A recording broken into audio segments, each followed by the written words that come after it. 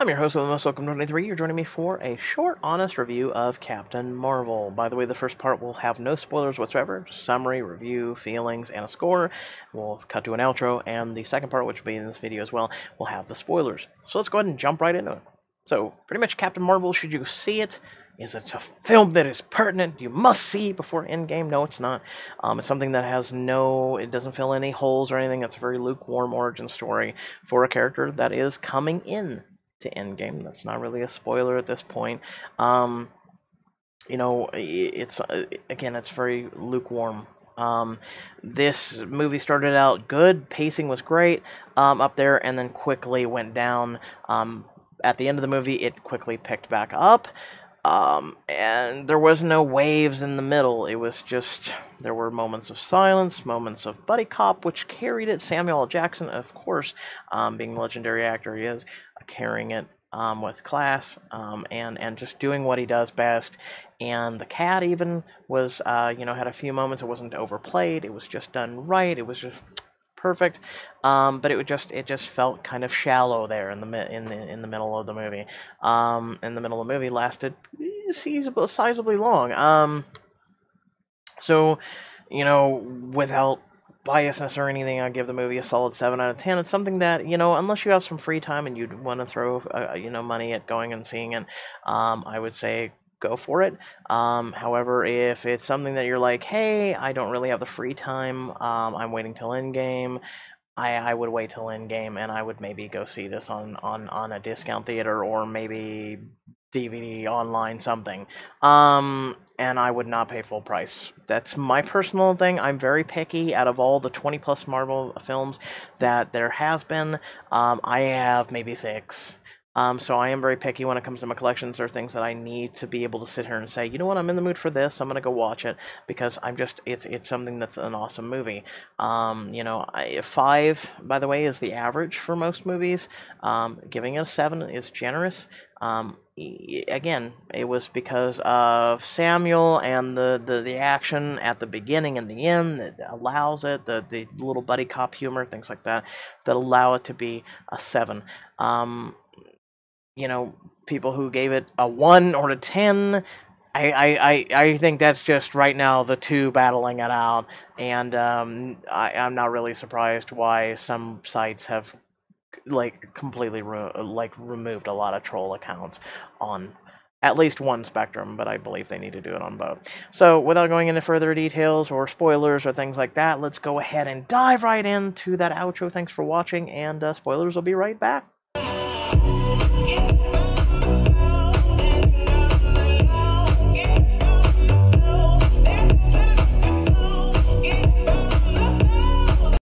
Alright, and we're back. So, spoilers. Movie started out great. It started out making you want to know what was going on. Then the whole, I kind of had a good, decent flow at the beginning, like I said. Kind of had a little bit of spikes there at the top. But then it really kind of dropped down near that end of the middle of the movie. It was the buddy cop. There was a lot of issues of silence. The only thing I think was really kind of like acknowledgeable and okay with was the cat scene, and a couple of those. That was cute. That was adorable. That wasn't overplayed, but it was well done. The only thing I think this film suffers from, and this is why I wanted to cover it in the spoiler section, is it suffers from Superman syndrome. We have a character who they tried to play it off as, the reason she kept getting up throughout life.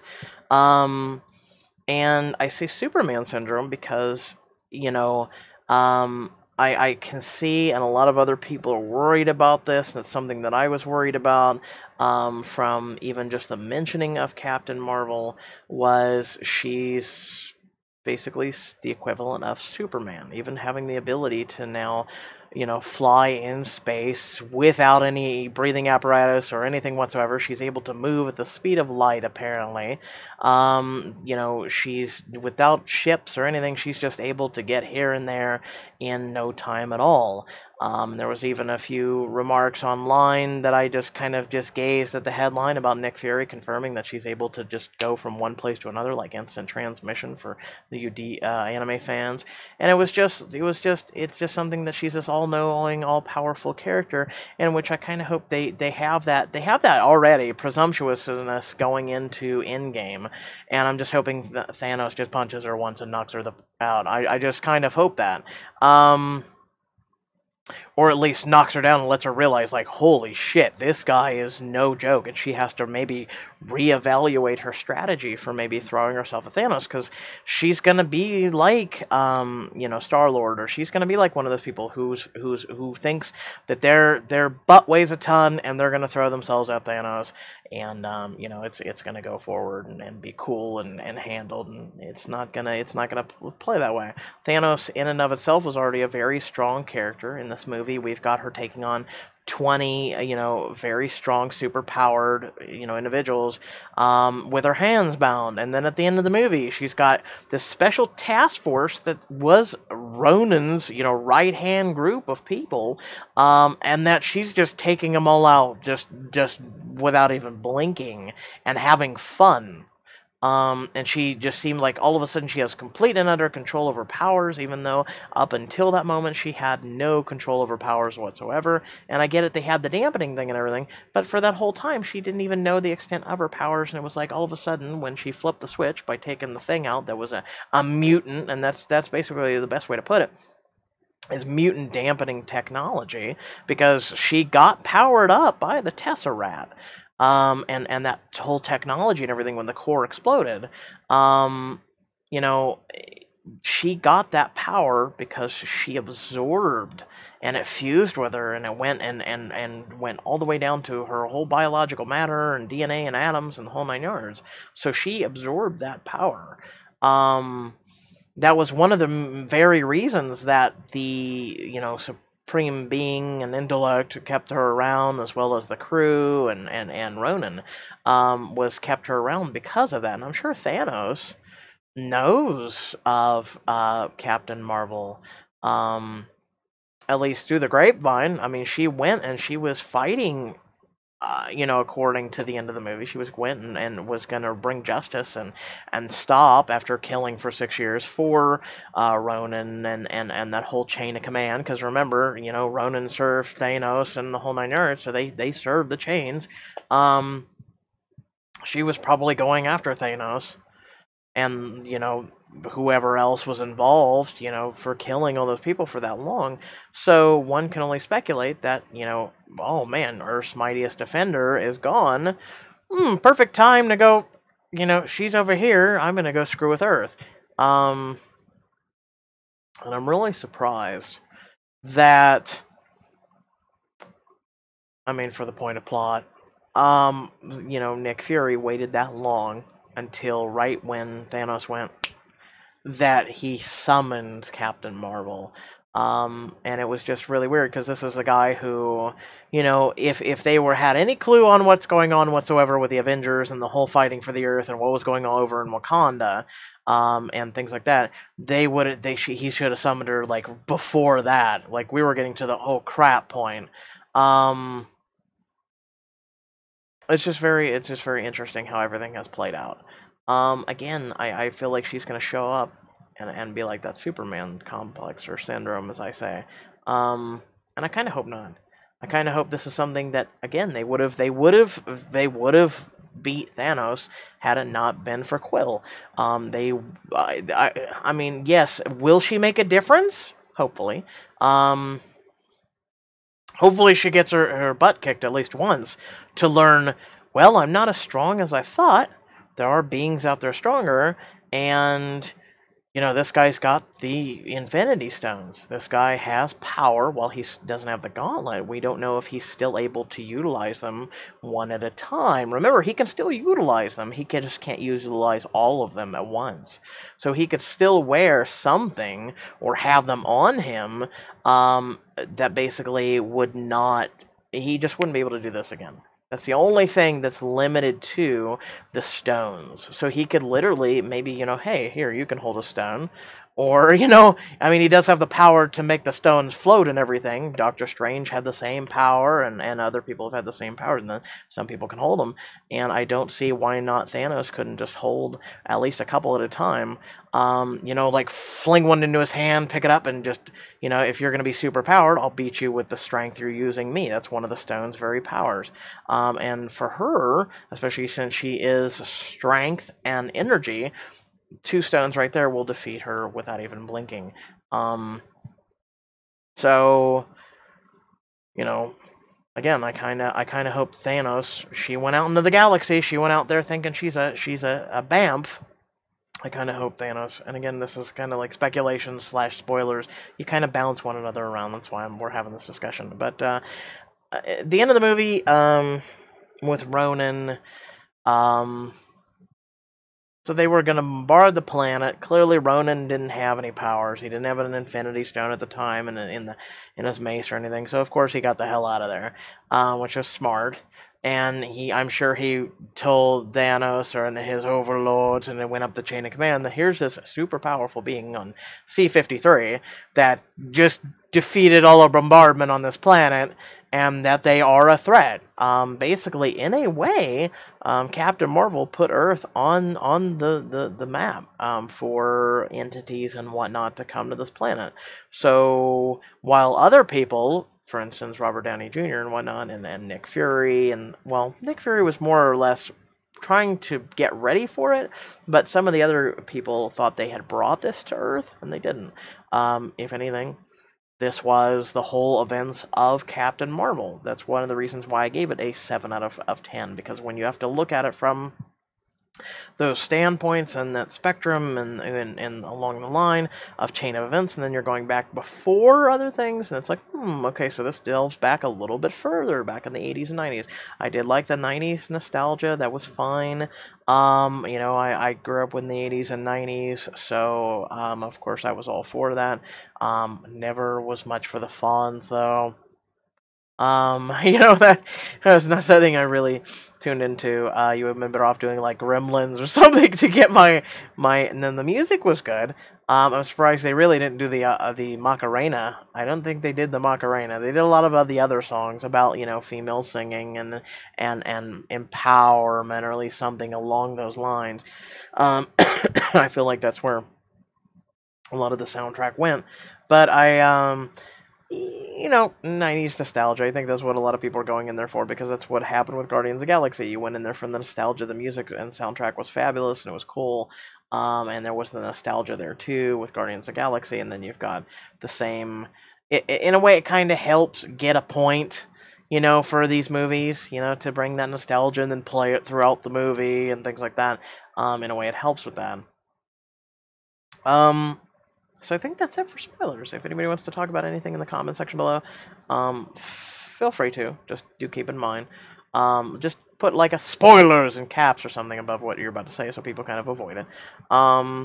But um, there's nothing else really to do besides speculative, and I think we've covered that as well in this video.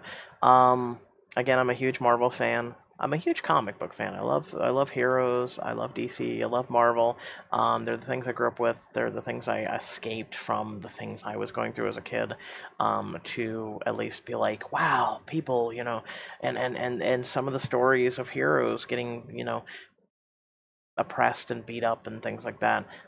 It was what made me be the person I am, and be there for a lot of other people that needed support. So that's why I look at, and this is my personal note here, is when I look at the whole Brie Larson situation and everything she said and everything she did, I feel like it was handled improperly. I feel like it was poorly, and I just feel like it could have been handled a lot more professional and a lot more with class. There's nothing wrong with pulling pulling out the differences in something, but you could do it a lot better. Say that you could honestly be like, hey, I fear that this film will be shadowed in things because this is a female character, much like, and you could even reference the Wonder Woman thing. And you could reference that you're worried about this. This is a big hero for the Marvel Universe. It's a female lead, and that you're worried that this is going to be foreshadowed by a male-dominated, industry.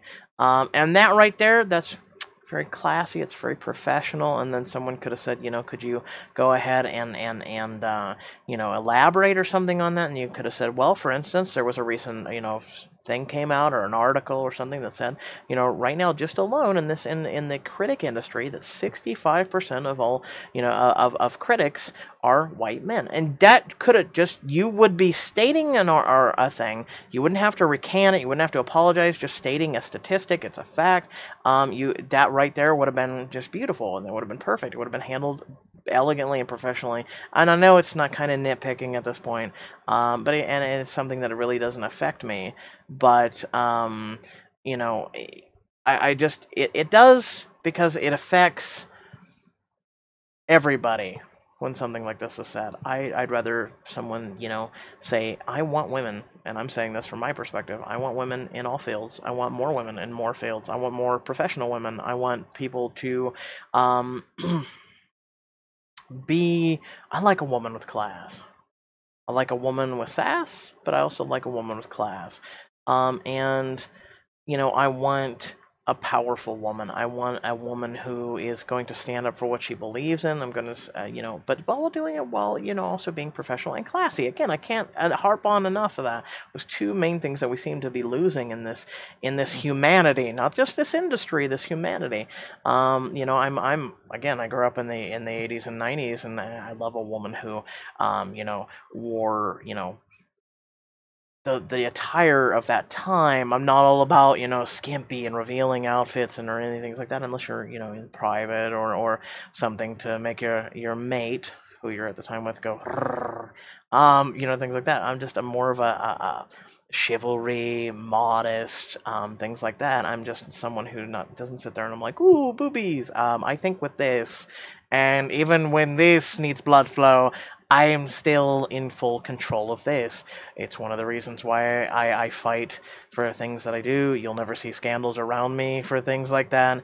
And then it's just something that I just have pushing for, just fairness. Just fairness. Um, I know I'm kind of ranting at this point, but I don't know. I kind of have this image where everybody gets along, and people can have disagreements, and they can be respectful, and they can be civil, and it can be an argument which both sides learn something about the other, and maybe they come away from something going, you know what, they were right about this point, and maybe we do need to change this on our side, or everybody wants more. We're dicing things up. We're separating more and more people, and it's not to my taste. It's not to, hopefully, your taste either. Hopefully that's why you're here. It's hopefully why you've stayed to this. But without further ado, I'm gonna go ahead and end it. I did enjoy the movie. Again, it was fine. 7 out of 10. I did enjoy everybody in the movie, even though one particular gender and sex, or excuse me, skin, should not go. They're gonna rate it bad. Surprisingly enough, if you go look at the reviews, there are a handful of men and women that have gone against this movie, and then there's quite a large handful of men and women. And it seems like the audience and the critics are almost there. They're almost at about the 7 out of 10, or the 70% aspect, and we're almost there. Again, I believe the people who rated a 1 or 10 are, you've never seen a movie in your life. Or you've seen too many, or you are being that outraged person, and hopefully you change, or someone, or maybe you're trying to be like, if I give this a solid 10, even though I did have some criticism for the movie, or I didn't enjoy it fully, if I give it a solid 10, that'll show them. No, and that's why I don't review movies online, on those sites or whatnot, because yes, they can go and remove your rating, and then also the fact that is just stupid. It's just stupid. Go enjoy them. Go make your own bloody opinion. This is my opinion. Whether you agree with it or not, that's the whole point of all this. And I'm just a content creator with sharing my view, my honest opinion of the movie. And then, and if anything is after, I typically will talk about it. But so if you guys did enjoy this, let me know. Make sure to hit that like, share. If you didn't enjoy this, let me know why. Again, we can have a civil discussion. Constructive criticism is always welcome. This is my first movie review. I do reviews on some things, even products and whatnot. And then I do a lot of gaming and whatnot if you're new to the channel here. I'm an open-minded individual. Feel free to join our Discord. It's down below, where you can feel free to chew me out or join the community. We have a lot of fun, and it's a community of people from all walks of life.